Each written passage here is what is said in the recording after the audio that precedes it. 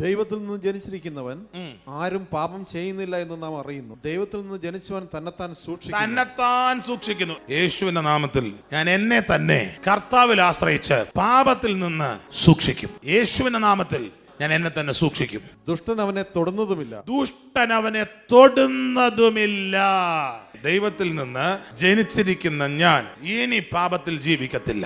ഞാൻ എന്നെ തന്നെ സൂക്ഷിക്കും. പിശാച് എന്നെ തൊടത്തില്ല.